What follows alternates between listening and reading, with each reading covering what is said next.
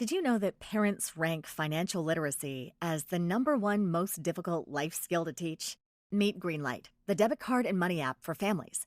With Greenlight, you can send money to kids quickly, set up chores, automate allowance, and keep an eye on your kids' spending with real-time notifications. Kids learn to earn, save, and spend wisely. And parents can rest easy knowing their kids are learning about money with guardrails in place. Try Greenlight risk-free today at greenlight.com/getstarted. That's GREENLIGHT.com/getstarted. Which is why they can bring the Garfield Spider-Verse back now. I think he's doing like musicals and stuff now. He can do both, Cecil. It can be both. Undo it. Please undo it. Please. Undo it right now. You guys aren't listening. This brings tension. And Whoa. What's going on, guys? Eli's doing the thematic shenanigans thing he does. Right, yeah. But in this case, he wants to ruin our lives. Yeah. it is not going to ruin our lives. We just have to be careful. Okay. All right. So what's the deal? Thank you, Noah. So since this week's episode is about nuclear close calls, I set up our Twitter to our mics. And if any of us messes up pronunciation or grammar when we're talking, it's going to send this tweet, this one right here. Oh my God. Yeah. See, this is what I'm talking about. It's not. Undo it. I don't even know some of those slurs. But as long as none of us mess up, what we're saying is going to be fine. And there's like no way to undo this? No, sir. I mean, we might be. Wait, who's hosting? Me. I'm going to text my wife. I'm already typing up the apology statement. Okay. Come on, guys. It's not. Guys, I can talk good. Oh, there it goes. There it is. Yep.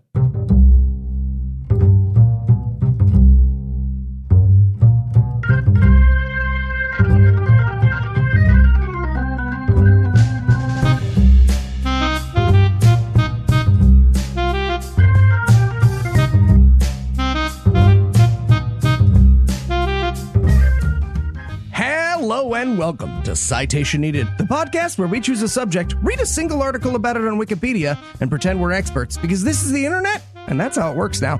I'm Eli Bosnick, and I'll be responsible for this comedy explosion, but I'll need a highly volatile vial of panelists. First up, the two hydrogens to my oxygen, Heath and Noah. Okay.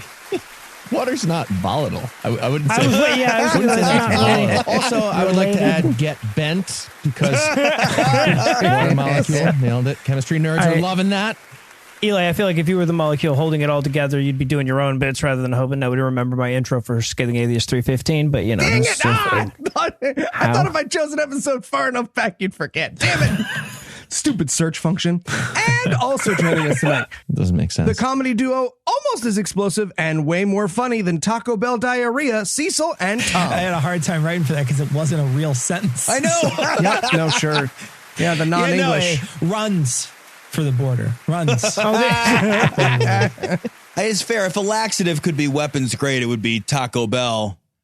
Yo quiero cagar. What's all cagar? right. All right. To shit. I want to shit. Okay, there it is. Okay, yeah. Before we begin tonight, I'd like to take a moment to thank our patrons. Patrons, each week you give us money. We were inches away from you not giving us money.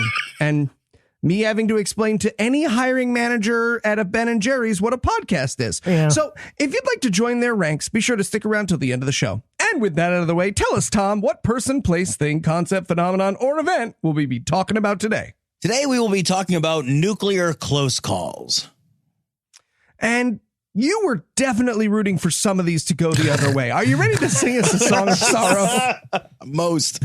Yes, I did that, Eli, where I've been listening to Luftballoons on repeat for no reason all week. So Good song. All right. So tell us, Tom, some nuclear close calls now. Tweet the thing because of nuclear. all right. There we go. Ooh. I'm doing that the whole episode. I've decided. A few weeks ago, we got an email suggesting that we look into and maybe write about what are called broken arrow events. And it led me down a related rabbit hole about nuclear close calls. And I thought to myself, well, Since Russia is massing at the border with Ukraine as we speak, and Kazakhstan's government is in chaos with Russian soldiers now providing support, and North Korea just tested their second hypersonic missile system, what better time to pause and remember a simpler time when sometimes a bear or the moon nearly caused us to rain fiery atomic death on the heads of our enemies, lest they rain fiery atomic death on our heads first. I'm often very bad at comforting things. Bears and moons are going to be involved. Okay. Bears great. and moons. Bears and moons. So all the essays we record in advance have a chance of being ironically dated by the time they come out, but none in such an awful way as this. Interesting record that you're setting there, you gotta Tom. admit, Well it's pretty done. funny, guys. Come on. Gather around the fire How are you barrel because I got a listening good to one this? for you. It's a story they'll tell on the road. So we'll spend the bulk of the episode guffawing like chuckle-headed fools at the near total elimination of all life on the planet very soon. Classic. I promise. But before we do, I do want to take a minute and explain to some of our younger listeners a concept central to the extinction level cataclysms we nearly created. That aren't global warming or rejection of public health. Other ones. Right, yeah. Keep up, The kids. first one. Okay. Other ones. Put them in the list. Yep. So beginning in the period following World War II and lasting into the early 1990s, the Cold War was a series of geopolitical tensions and a concurrent arms race that pitted the former USSR against the United States and which had many, many proxies in between. Now, if that sounds at all familiar, that's because we are very clearly in a Cold War again with Russia, which we appear to be losing quite badly. Our starting squad had Rudy Giuliani for 4 years plus. Like, right? We got mercy ruled during that 4 years. Jaguars of governments, yeah. Russian intelligence just making up games to play. They're just laughing, watching Giuliani. His phone says password is 1234 on the side. It's on the side of his phone. They should have to apologize for the late 20-teens, like that high school football team in California that won by too many points. You know, they ran up the score in espionage. He's butt dialing the journalist right now, saying the thing he's doing that's dumb in Ukraine. This is great. This is great. Just let him He's go. not even worth the Let him go. poison This is a freebie. underwear. Just let him do his own thing. I'm going to work on my Roblox. We're saving on so much polonium. I'll tell you. It's like, We're going to have a pizza party with all the polonium savings. So the Cold War itself would be its own episode, but a central tenet behind the ever-increasing weapons escalation was the idea of mutually assured destruction. So this was the doctrine that declared that we were at least somewhat unlikely to all die in a blazing furnace of white-hot radioactive death, not because causing those deaths is an inherently evil thing to do, but because everyone was in agreement that the moment either nation sent a volley of chaos and hellfire to the other, they too would be destroyed in a guaranteed retaliatory strike of equal or greater magnitude. Essentially, the peace was kept because the combatants were each sure that neither side was willing to be destroyed in order to destroy the other. This is, again, for the younger listeners, think of it like constantly escalating TikTok reaction videos. but like anytime you like mistakenly have hope for humanity, just remember that for realsies, humanity needed to find a disincentive to killing half the population of the earth, including the plants and the animals. And the one we came up with was the other half. Yeah. I know. Worked. I know. It. Yep. I know. It did work, though, yeah. So far. Can't argue with results. I feel like I can argue with results. Yeah, it's really not working super well with certain populations. So I bring this concept up because you have got to understand the stakes. In the Cold War period, there really was no possibility of a single nuclear strike or an isolated nuclear incident, whatever that term might mean. Essentially, any escalation that involved a nuclear weapon would be the first domino in an inevitable chain reaction of increasingly fiery chain reactions. So when I tell you about these close call events, it is important to realize that I'm really not exaggerating when I say that each of these moments represents a moment when everyone else was getting gas or taking a shit or lying to their boss about when they'll have the TPS reports done, while being blissfully unaware that they and everyone that they have ever loved were moments and sometimes really silly moments away from being annihilated forever. And more importantly, everyone who was reasonably aware of the danger they were in because of education and research turned out to be scared for no reason, which is pretty funny when you think about it. It's like, oh no, but it didn't happen. So yeah, just sort of in summary for the younger generations, you know how you feel all the time thinking about climate change? It's like that, but with explosions. Yes. It's more cinematic. It's like a cinematic version It's of like that. Climate Change directed by Michael Bay. Yeah. Right, exactly. There you go. Yes. So our first incident took place on November 5th, 1956, just 11 years after we tested the first nuclear bomb. During the Suez Crisis, which again could very easily be its own episode, but was basically when the UK and Israel tried to steal the Suez Canal from Egypt, the North American Aerospace Defense Command, NORAD, received multiple reports of aircraft over Turkey, Soviet MiG-35 fighter jets over Syria, a downed British Canberra bomber, and unexpected maneuvers by the Soviet Black Sea Fleet. All of these combined to appear to be the beginnings of a Soviet offensive. The geopolitics here are kind of complicated, but the U.S. believed that NATO might respond to the perceived Soviet aggression by launching a preemptive nuclear strike against the Soviet Union, which, of course, would then prompt a nuclear response by the Soviets. Cool. Yeah. NATO was being run by Cobra Kai at this point, so they were doing strike first, I guess. Fuck. Now, thankfully, the aircraft over Turkey turned out to be Swans. Blame the Queen, I guess, for that one. The Soviet MiG fighter jets over Syria weren't Soviet fighter jets at all, but Syrian fighter jets escorting the Syrian president somewhere he needed to be. The British bomber was brought down not by Soviet malfeasance, but because it was made in Britain and had mechanical issues. You suck at planes. Caused a You crash. suck at planes. And then, the unexpected maneuvers, they were very much expected. They were scheduled maneuvers. Somebody just didn't read the fucking calendar that day. So seriously? You would not believe how much of this comes to people not reading memos. Each of the Soviet threats were discovered to be neither Soviet nor threats. And so nobody was vaporized, barely very close. Hey, guys, can we all just agree that we're not going to do unexpected maneuvers with our Navy in the Black Sea on the theoretical day of our secret attack?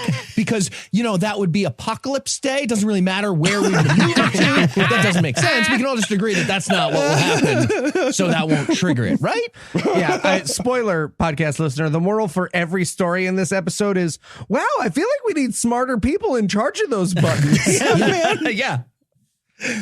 So a whopping 4 years later, in October of 1960, radar equipment in Thule, Greenland, detected a large-scale Soviet missile launch. If you're wondering why you never read about the great Soviet missile launch of 1960, that is because the radar equipment actually misinterpreted the moonrise over Norway as a massive nuculear strike by the USSR. Similar looking things in any way? But we did not. It's radar. How is it? It's not looking. Yeah, it's even worse than I thought it was in my head for a second. That's so dumb. They sent the missiles really in the long direction. They sent them all over the moon. Come on. Have you guys seen the Roland Emmerich movie? Because I think it's... All I could think, guys, reading and researching this was like, we invented the technology to end the world like way before we invented any of the technology to safeguard ourselves from ending the world. Because we're just way behind on this stuff. So NORAD didn't figure this out right away, and they went on high alert, and they prepared to launch a retaliatory strike against the moon, by the way. That would be the moon. Sure.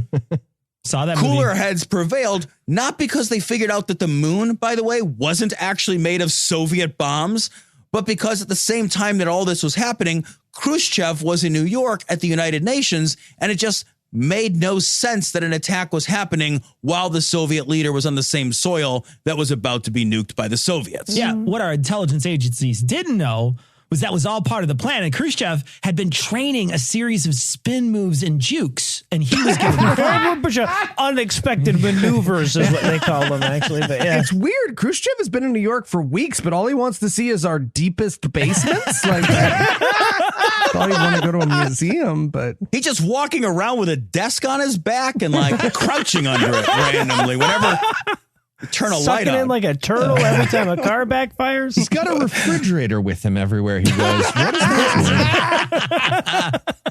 Now, 3 months later, I'd love it if there were bigger gaps between these stories, man. I really would. 90 days. Yeah, mine shaft gaps.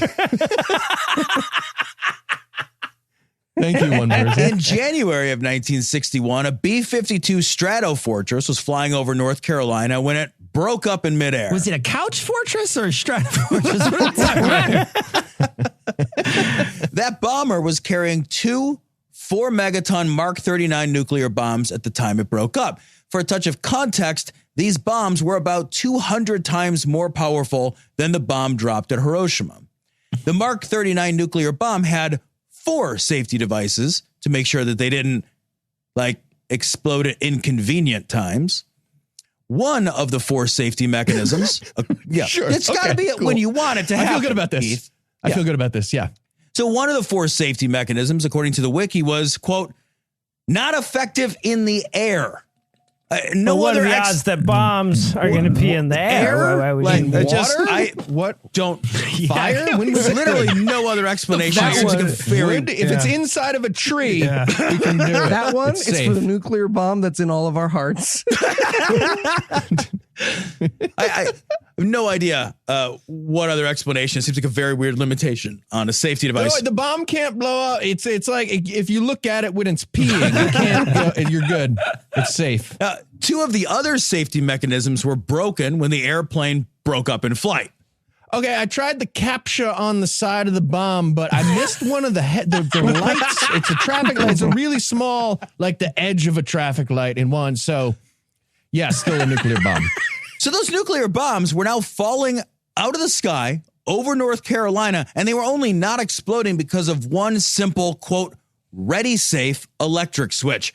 A ready safe electric switch is a super basic little electric switch. You can buy one on Amazon for $30 right now. Okay, this sounds bad. A bunch of stuff broke, but don't worry. We actually put masking tape over that switch. It says do not flip on the tape. Good. I don't think somebody's going to switch it back off to They're not at the safe. debriefing. Okay, that's our bad. We're going to put a 5th switch on now. Really go all out. So that same year, guys, 1961 in November, the guys over at the Strategic Air Command suddenly and unexpectedly lost contact with both NORAD and multiple ballistic early warning systems all at once. So this is bad. So the idea was that these systems all acted redundantly. They functioned and communicated independently of one another. A sudden, unexpected communication loss from these redundant systems looks an awful lot like a coordinated attack meant to sabotage America's defense systems prior to a full-scale bombing. The Strategic Air Command readied the entire ready force for takeoff. Shit was about to kick off when aircraft already in the sky confirmed that nope, nobody was on fire. Everything appears fine. It was later discovered a bad relay switch in Colorado caused the communications failure that nearly caused the U.S. to start World War III. Yeah. 4-star general strides into the room. Mr. President, did you try turning it off and then back on again? Right? Because look, so when the 2 possibilities are, well, the problem is either here or everywhere else, you shouldn't default to the latter, guys. Fucking duh. Wait 15 seconds. You didn't wait 15 seconds. So the following year, in October of 1962, Fuck motherfucker. during the Cuban... It just happened, guys. You're killing me. Almost.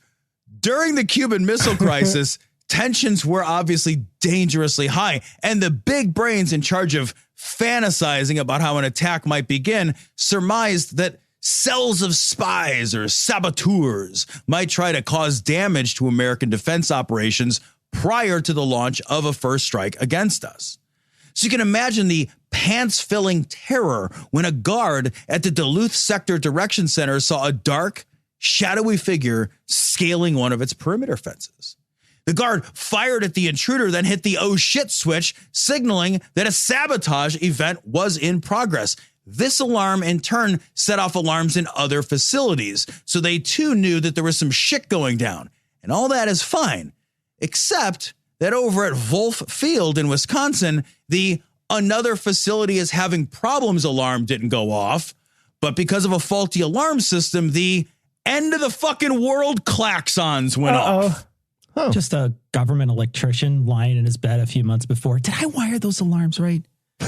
Yeah, they're probably fine. They're probably fine. I'm just beating myself up. My stove. So when the end of times buzzers go off, this causes the Air Defense Command to immediately scramble nuclear-armed fighter jets. And because the nation was in the middle of the Cuban Missile Crisis, the pilots had already been briefed that if shit goes down, this will not be a drill. We aren't doing drills right now. So these guys were literally sprinting to their nuclear-armed fighter jets, fully convinced that the war with the USSR had just started.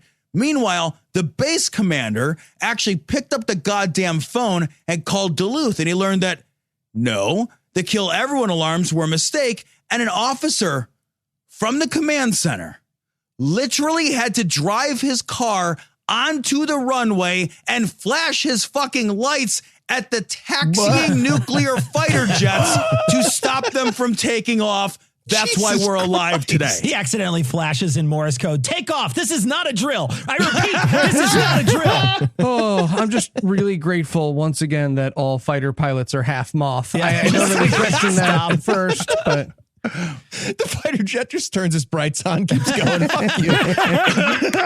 But I feel like plenty of pilots, they're going to see that and they're going to be like, oh, this guy's a Russian spy trying to slow us down very clearly. And they just shoot the car with a missile and keep going. Like, how the fuck are we still alive? Luck.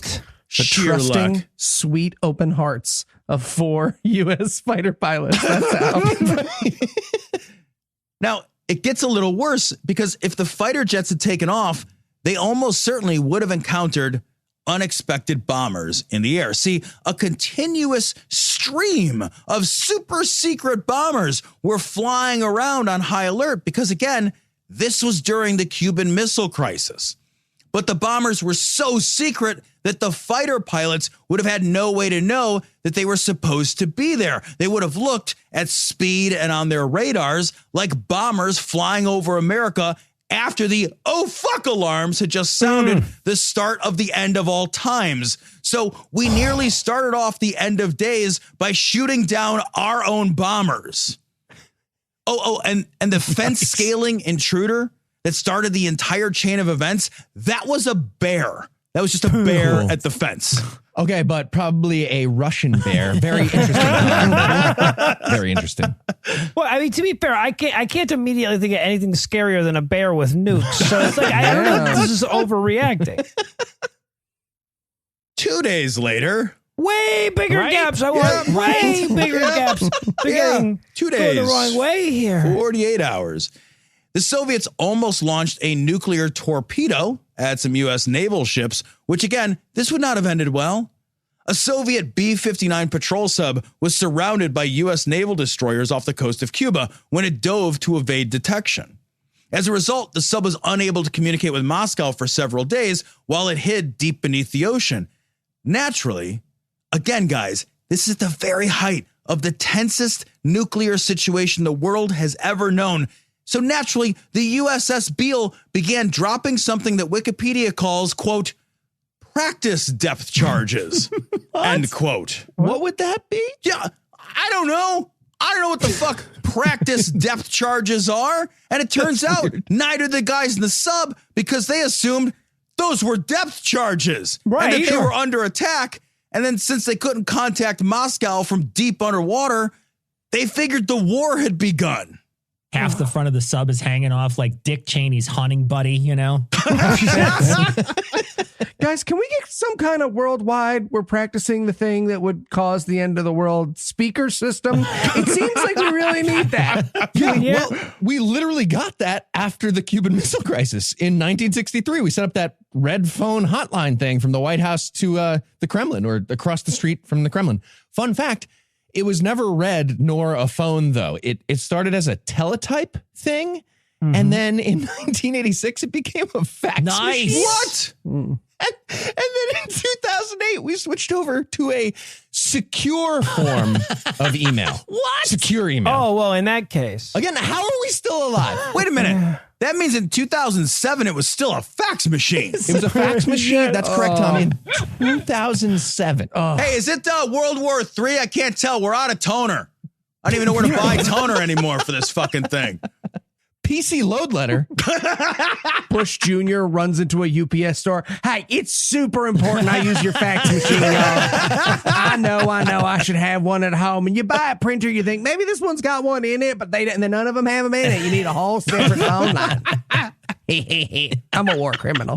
So the commander of the sub ordered that a 10-kiloton nuclear torpedo be launched at the American naval fleet.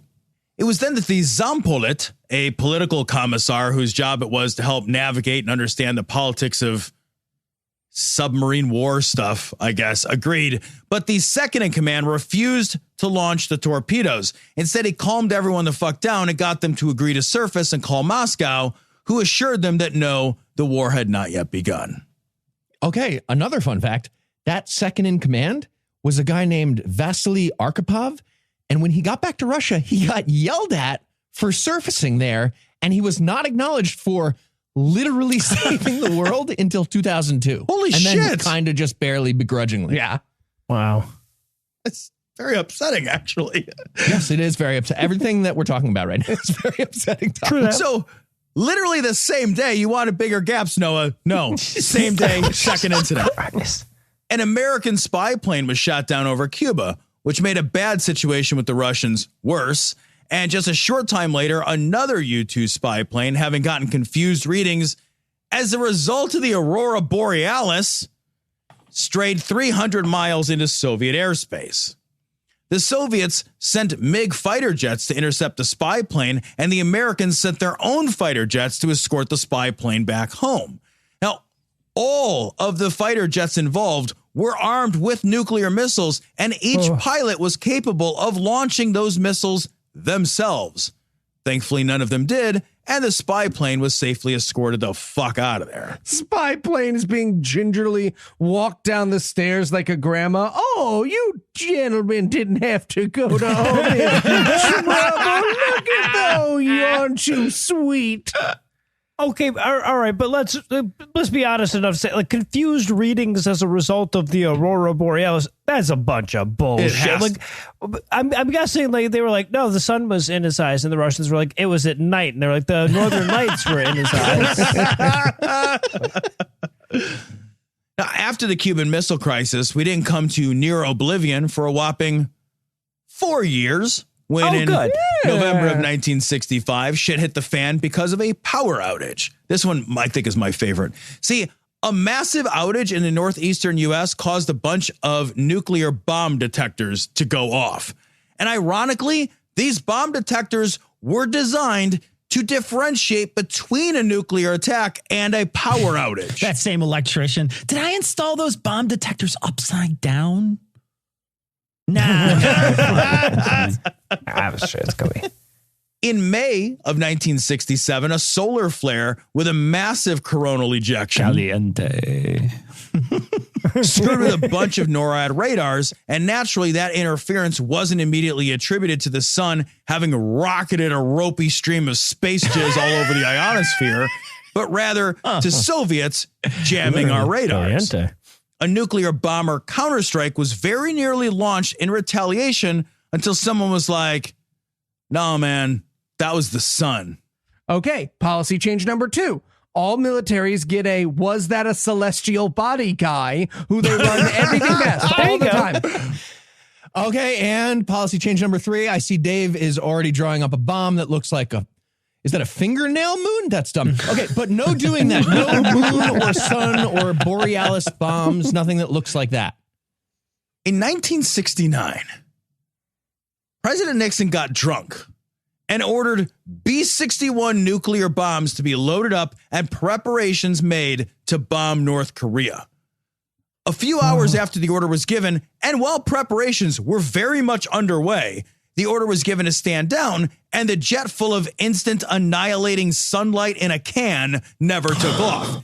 In a twist, the order to stand down was the result of Henry Kissinger convincing the drunk president not to kill untold millions of people. Nobel Prize winner. All right. Well, while we ponder how many times Trump yelled those orders into a walkie-talkie attached to nothing that his staff gave him, we'll take a little break for apropos of nothing. People just keep bringing him a Diet Coke.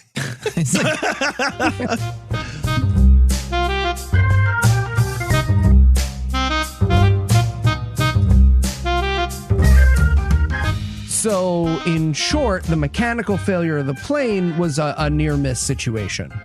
Great. Okay, so I just have a couple of follow-ups. Excuse me, I need to step out just for a second. Oh, well, yeah, go ahead, Nick. Thanks. Okay, so my first question... Oh my God! We all almost died! Is how we can prevent this kind of thing in the future. My friends, my family dead! All of them dead! Well, sir, there are several mitigating factors that I recommend putting in place in the future. Why do we even have these? We don't need them. The first would be a coding system for nuclear armaments moving forward. Our entire military is made up of the bottom half of our high school class. These are the worst possible people to make these decisions. There's also other safety measures. We're all gonna die because some old general wants to wave his dick and some stone teenager can't fucking read we could radar. put into place. All for blood. Okay. Stupid, ugly, hateful blood. Okay, that those sound good. I like those. Thank you. Sorry about that. What did I miss? We're going to put more switches on the bombs. Nice.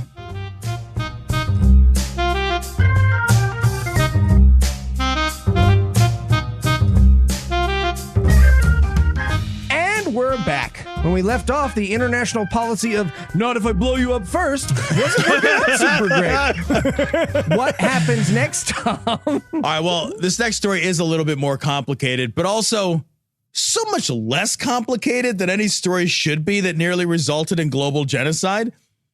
During the Yom Kippur War in 1973, the Syrian army nearly broke through the Golan Heights, which panicked the Israelis, who asked the U.S. for an emergency airlift. The U.S. declined to help. Israel then put an absolute shit ton of nuclear warhead-tipped missiles into play, both on jets and in missile launchers aimed at Cairo and Damascus. A U.S. SR-71 Blackbird spy plane noticed all the nukes, and the U.S. reconsidered its stance on that airlift immediately. Oh, sorry. You guys meant like never again, never again. Sorry. Ha, we have a helicopter coming. Bunch of Israelis taking saddles off of missiles. Oh, good, airlift. I was not sold on this idea, to be honest with you guys. We're getting the fuck out. So ceasefire was brokered and broken, and Soviet General Secretary Leonid Brezhnev threatened to deploy Soviet airborne forces against Israel, which caused the U.S. to go to DEFCON 3, which that kind of sounds like the middle DEFCON, but that's not really how DEFCONs work. You see, DEFCON 1, that means we're in a nuclear war. So, like, to my mind, that one doesn't really count since there's no one with non-liquefied eyes left to read You're it. reading this. Right. This is it doesn't matter. Never mind. Just over. DEFCON 3 means that we are at a state of 15-minute readiness.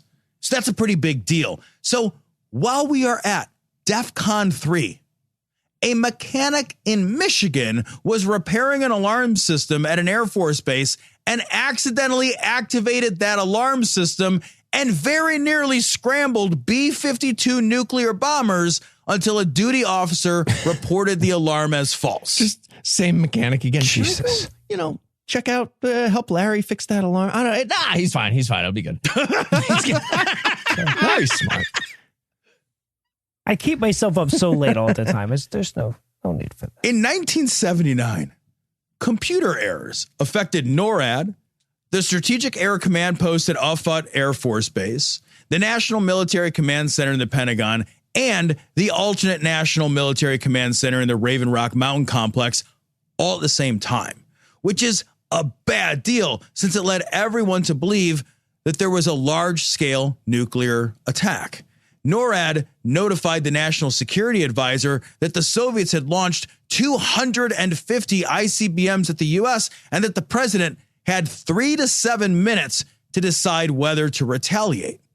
NORAD's computers then reported that now there were 2,200 missiles in the air and on their way to the U.S. Nuclear bombers were prepared for takeoff. They had 7 minutes. 6 minutes later, satellite and radar systems confirmed that, in fact, the total number of missiles wasn't 2,200, but 0, and that maybe we shouldn't start Armageddon today. Someone grabs the dot matrix printout and turns it over and sees that it wasn't a group of missiles. It was just ASCII art of a girl bending over. Okay, guys, we got to change the code that says do nuclear Armageddon, because 531-8008, that's boobies upside down. And a lot of people, that's just funny, right? So I feel like it's going to cause confusion. So when the oopsie end of the world was happening, a senator happened to be present at NORAD. So Congress got wind of the near miss pretty much immediately, and they launched an investigation because this was in the past and truth hadn't been declared a preposterous left-wing conspiracy yet. So they finally figured out that a training scenario was accidentally uploaded into an operational computer instead of, I guess, the training computer. Kind of like a burning down Notre Dame moment here. Yeah. So we started getting suspicious first time we triggered a challenging stage. It was commenting on the near miss. U.S. State Department advisor Marshall Schulman noted that, quote, false alarms of this kind are not a rare occurrence. There is a complacency about handling them that disturbs me. Me too. Yeah, yep, same. Yeah, same. Even the Soviets were like, yeah, hey, guys, maybe if we kill all life on the only known planet to have any, we don't do it by accident, okay?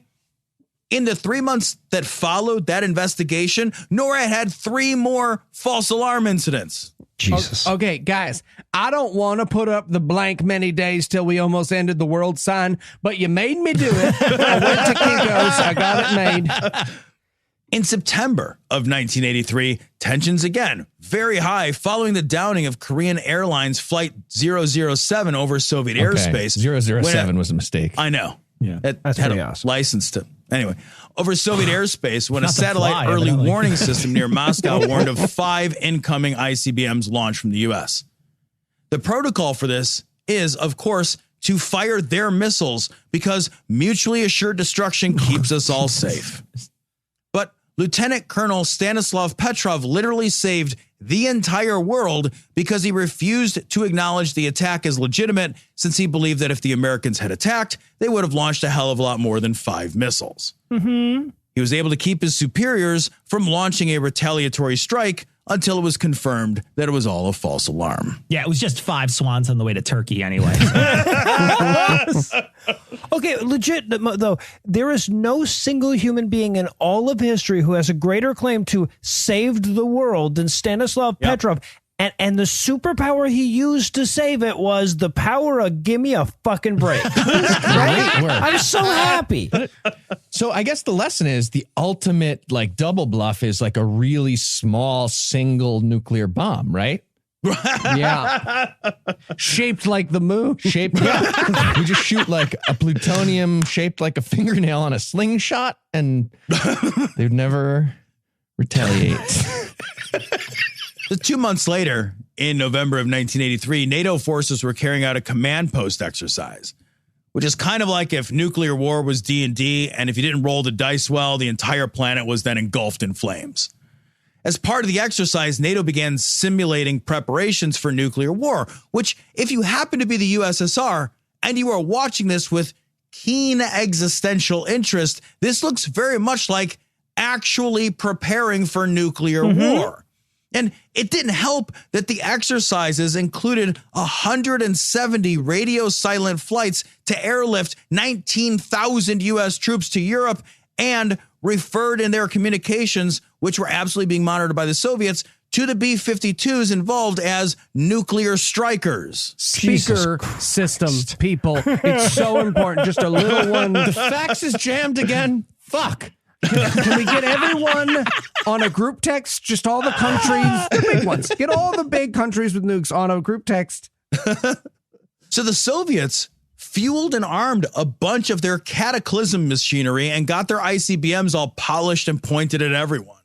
They believed the NATO exercise was a ruse to secretly actually launch a nuclear first strike. It's impossible to know just how close we came to war as a result of this exercise because we didn't learn about the Soviets readying their war machine and furiously checking their intelligence to decide whether or not to end the world until much later. The Soviets finally stood their weapons of war down when the clueless NATO forces completed their wargaming. Okay, now they have cake. I feel like it might have been practice because of the cake. I feel like this is we jumped on. So remember your dumb friend who used to go on and on about how we should have taken out Saddam Hussein in 1991 during the Gulf War prequel? Yes. Be very glad that we didn't. Saddam did have a sizable stockpile of chemical weapons in 1991, and he was very much willing to use them. He even used them on occasion in Iraq against the Kurds. So it should come as no surprise that there was serious concern that Saddam would employ chemical weapons against Israel, particularly since he had literally said out loud that he was willing to do this. Well, yeah, but I mean, after that mother of all ground wars nonsense, who could take him seriously, right? So Israel wasn't having any of that shit and warned somewhat obliquely, but not really, that any use of chemical weapons by Hussein would be met with a nuclear response. Then the US and the UK pretty much said the same thing. Now, these threats of a nuclear response are credited with preventing Saddam from using chemical weapons, but intelligence later indicated that he still planned to fire chemical weapons into Israel if he ever felt his life or his government were about to be lost, which certainly would have meant an Israeli nuclear response. World peace is basically a wristboard ready to be flipped by your losing kid brother. Right. But if guys in Russia and the United States had installed giant spatulas under the board in 1950 and then they died of old age.